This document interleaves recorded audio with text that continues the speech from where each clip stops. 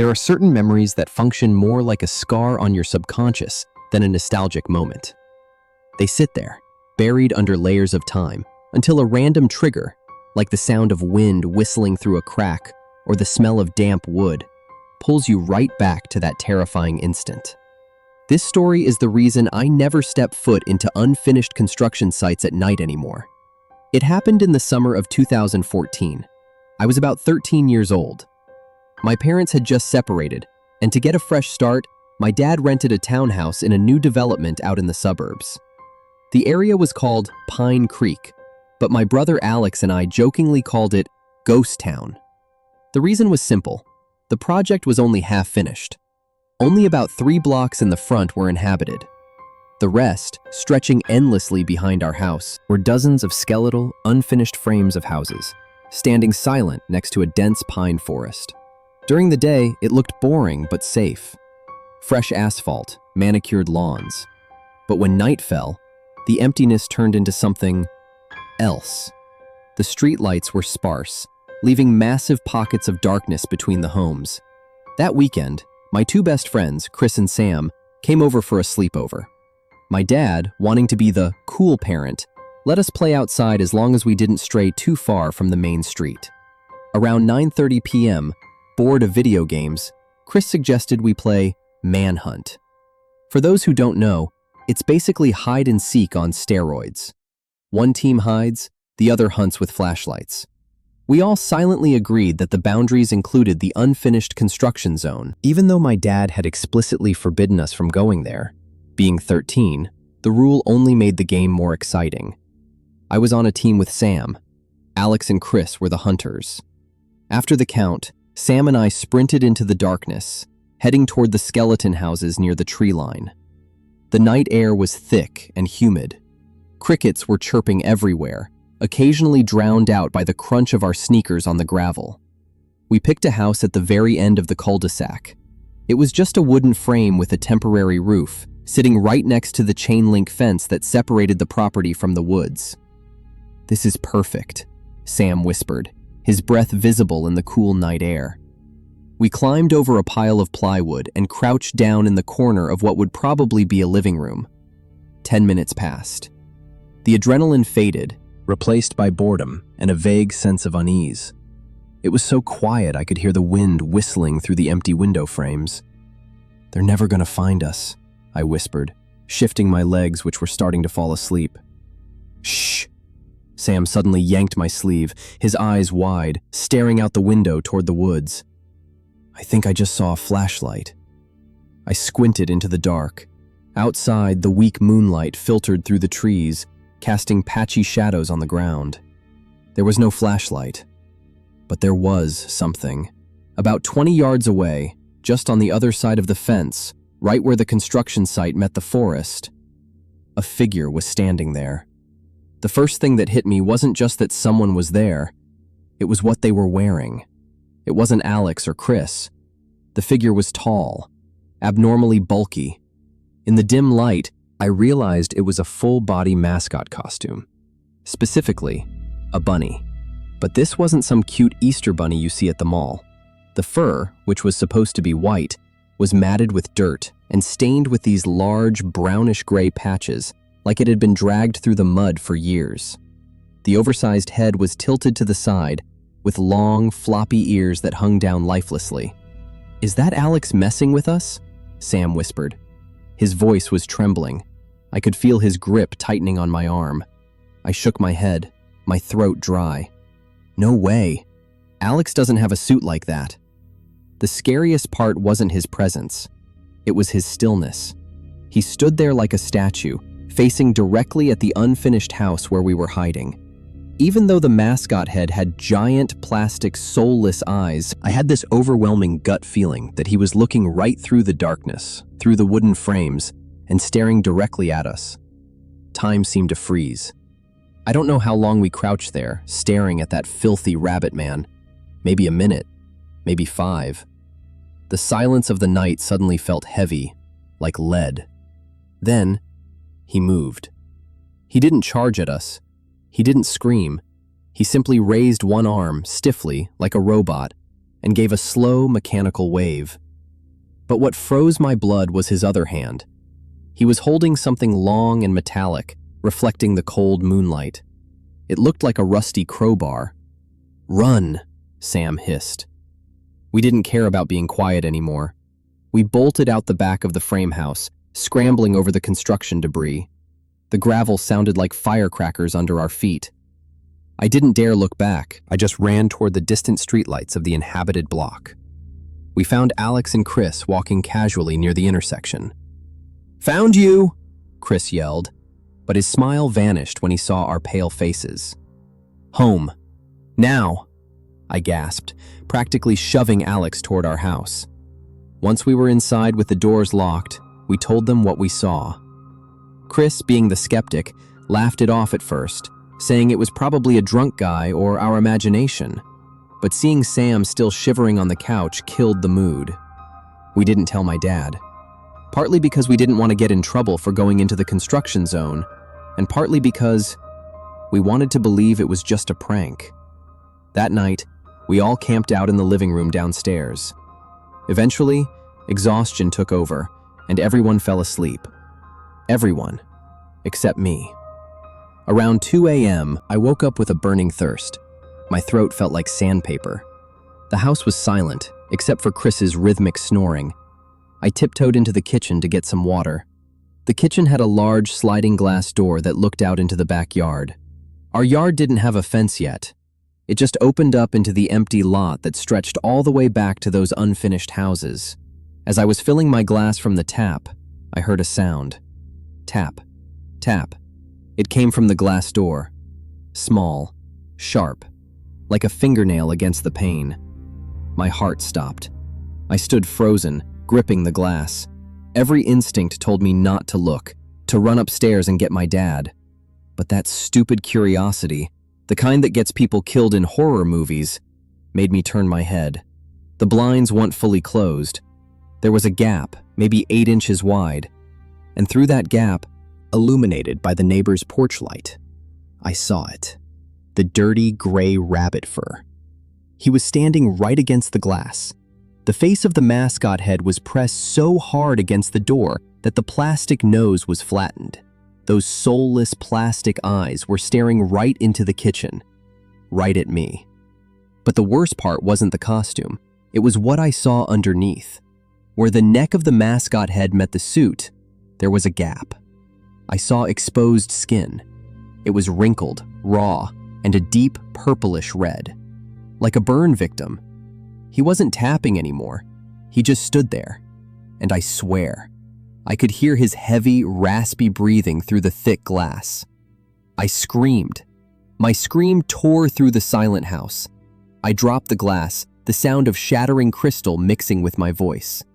In a split second, before I could even blink, the rabbit man jerked back and vanished into the darkness, moving with the speed of a wild animal. My dad flew down the stairs with a baseball bat, followed by my confused, terrified friends. When I stammered and pointed at the door, my dad flipped on the backyard floodlights and ran outside. There was no one there. However, when my dad shone his flashlight on the soft dirt right next to the sliding door, his face went pale. Imprinted in the mud were footprints. Large, deformed footprints. They weren't shoes. They were bare feet, with abnormally long toes. And around them were drag marks, like from a heavy fur costume. The police came. They searched the construction site and the woods for 2 hours, but found nothing. They said it was likely a squatter or a junkie looking for shelter in the empty houses. They told my dad to install motion sensor lights. The next morning, my dad found something near the bushes where the man had stood. It was a piece of broken plastic, part of the mascot's eye. Inside, it was matted with clumps of greasy black hair. And it smelled. It smelled like rotting meat. We moved out of that house 2 months later. Nothing else happened, but the feeling of being watched never left. Even now, whenever I see a mascot handing out flyers on the street or a bunny at the mall, I feel a cold chill run down my spine. I always ask myself, how long had he been standing in the backyard before I went into the kitchen? And if that sliding door had been unlocked, What was he planning to do with that rusty crowbar? Some questions are better left unanswered.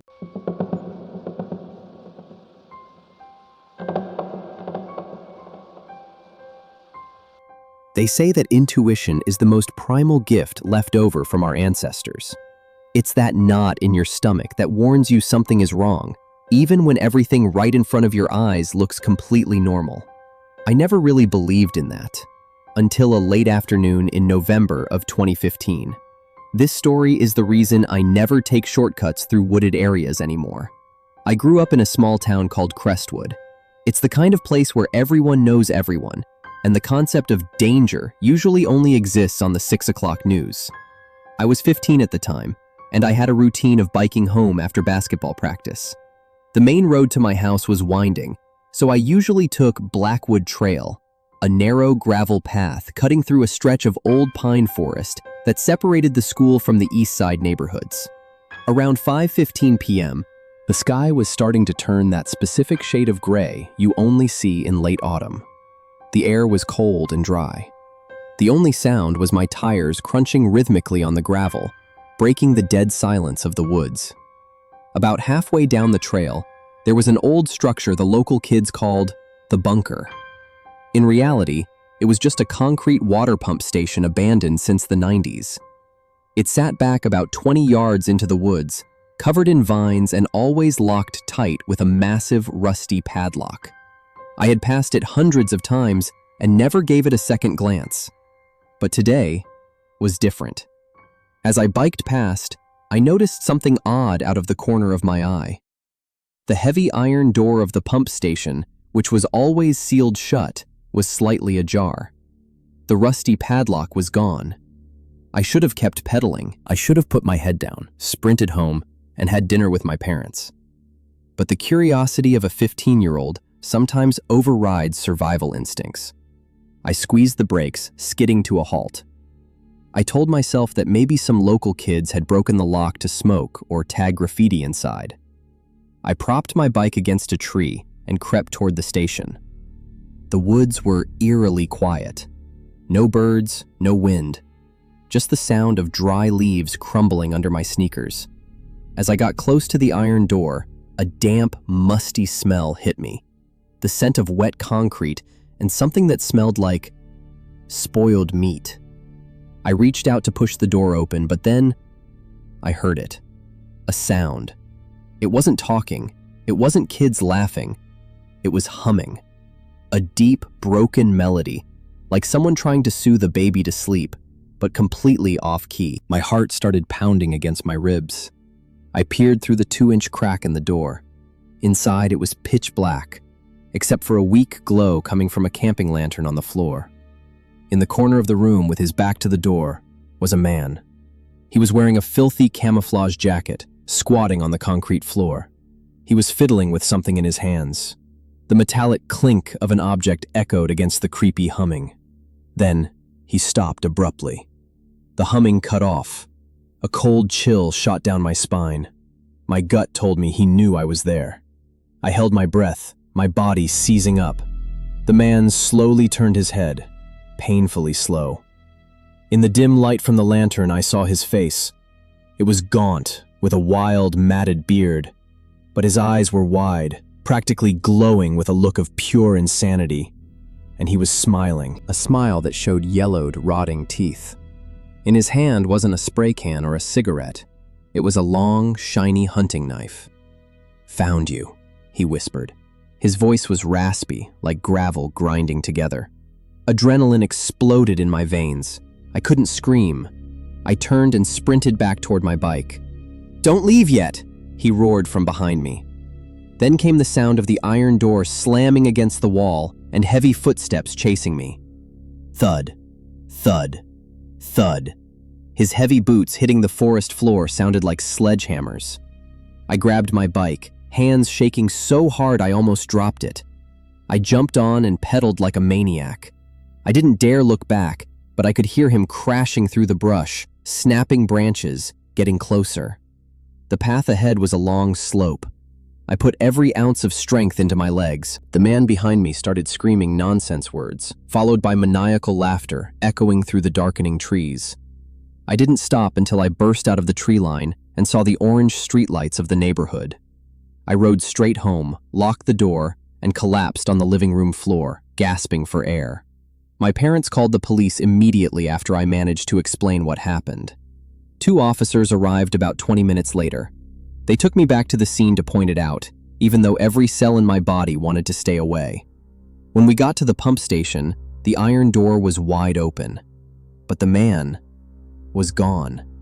The police searched the inside and found a dirty sleeping bag, empty food cans, and some random junk. They said it was likely just a homeless squatter with mental health issues who fled when he saw me run. But that wasn't all. One of the officers called me over. "You say you take this route often?" he asked, his face grim. I nodded. He pointed to a small, tattered leather notebook lying on the floor, right where the man had been sitting. Inside the notebook wasn't a diary. It was a list, a meticulous log of everyone who used that trail. November 16th. Old lady with golden retriever, 4:30 p.m. Walks slow. November 17th. 2 girls jogging, 5 p.m. Wearing headphones. November 18th. Kid on blue bike, red jacket, 5:15 p.m. Alone. That was me. My entry was circled in red ink, and right next to it was a scribbled note. Next time.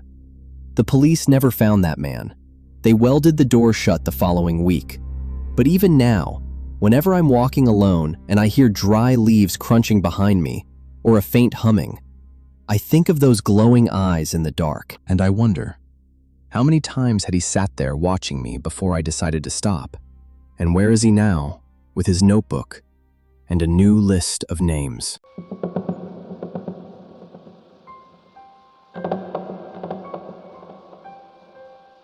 Working the night shift does something weird to your perception of reality.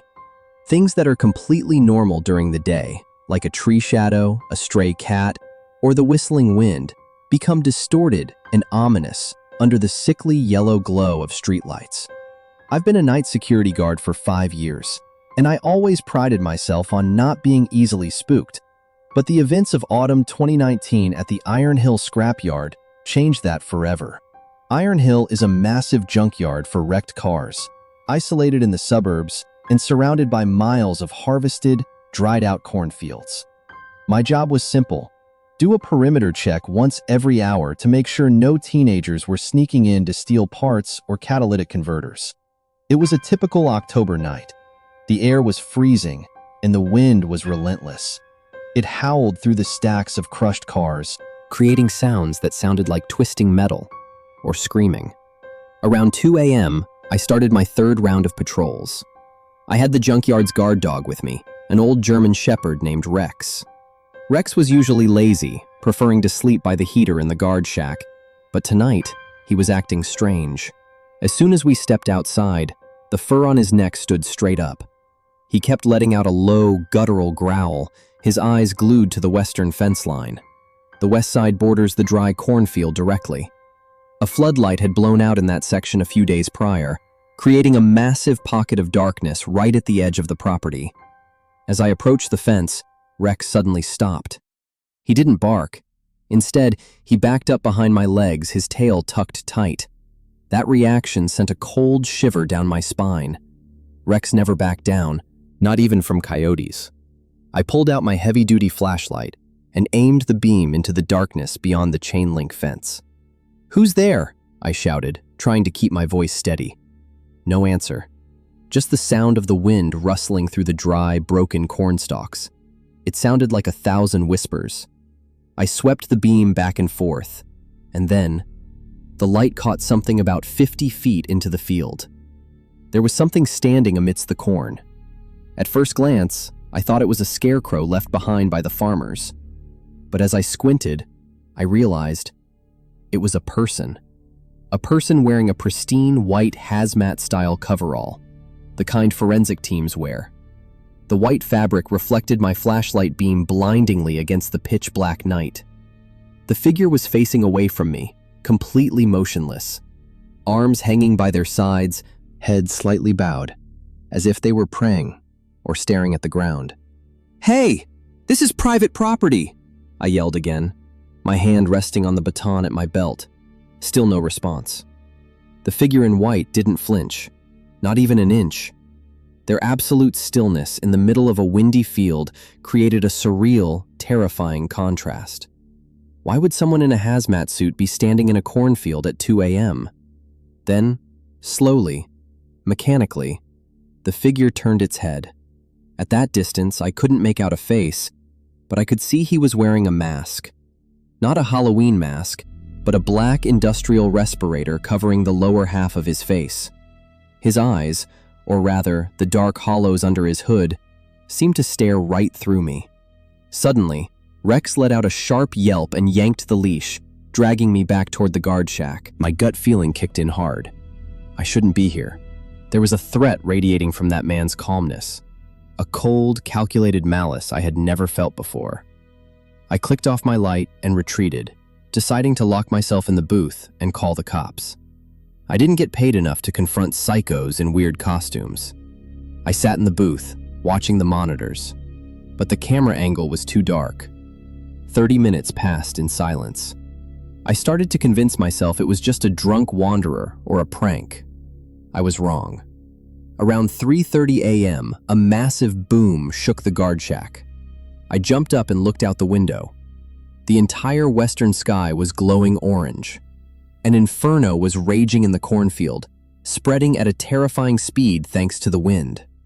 I called the fire department and ran outside. The flames were licking at the scrapyard fence. The smell of burning gasoline and melting rubber hit my nose. I realized then, the target wasn't the field. The wind direction was pushing the fire directly into the stacks of old tires and gas tanks in the yard.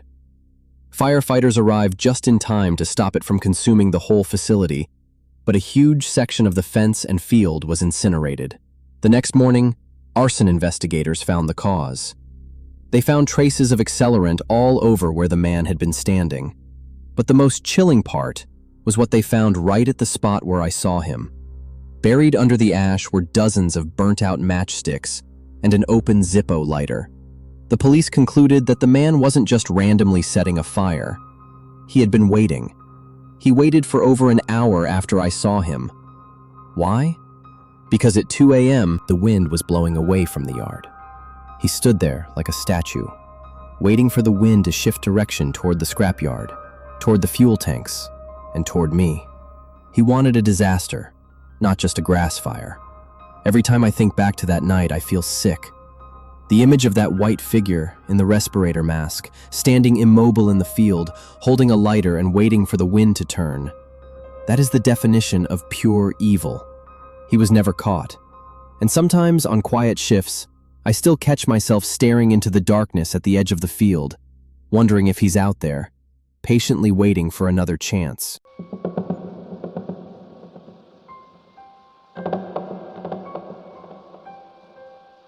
Autumn usually reminds people of cozy feelings, oversized sweaters, and hot coffee.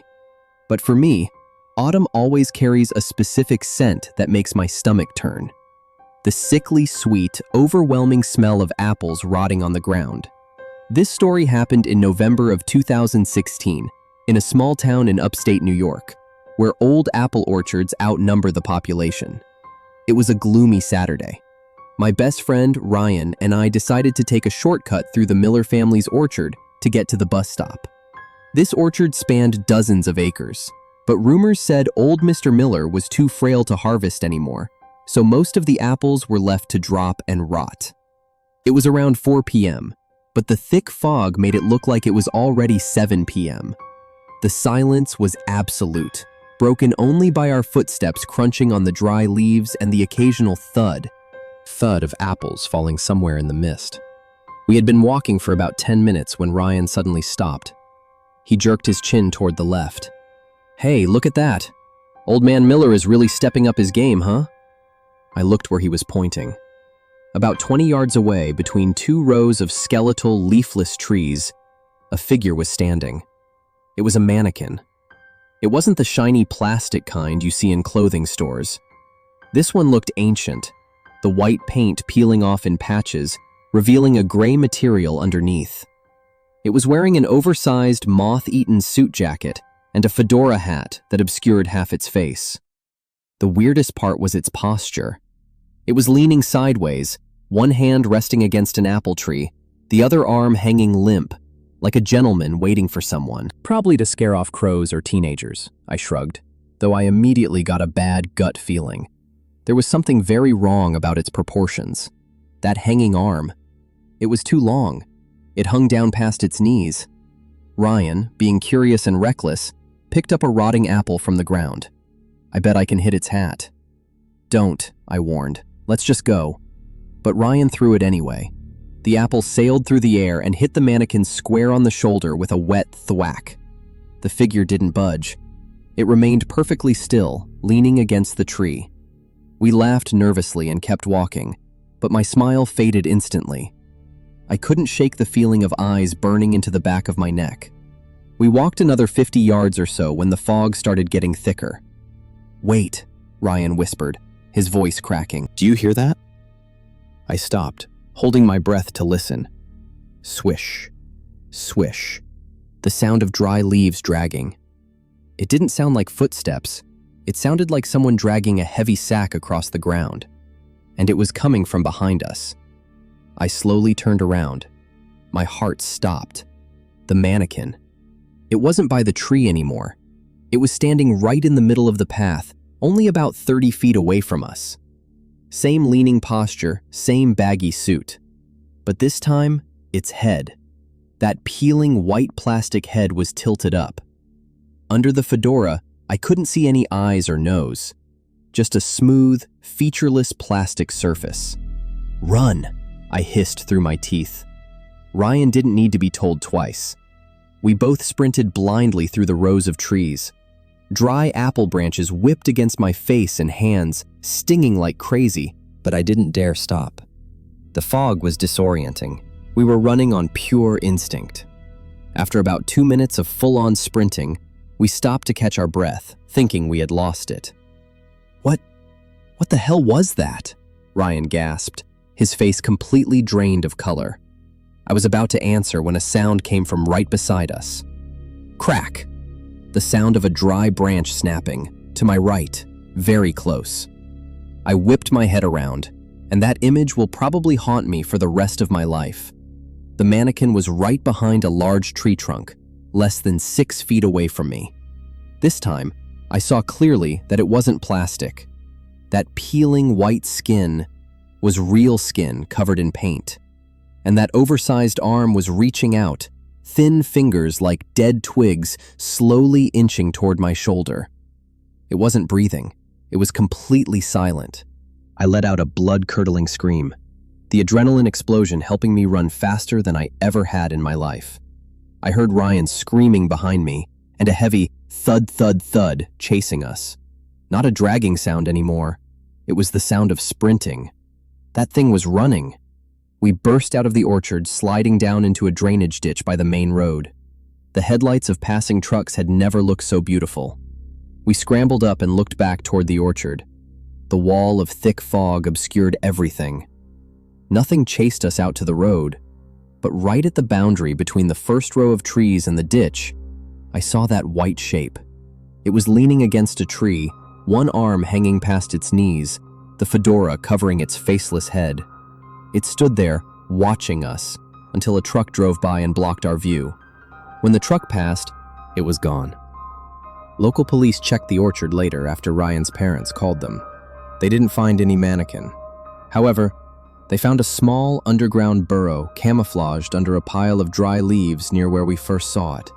Inside the burrow were animal bones, old clothes, and dozens of plastic eyes gouged out of dolls. They said it was the shelter of a sick drifter, but I know what I saw. A drifter couldn't move that fast and that silently, and a human arm isn't supposed to be that long.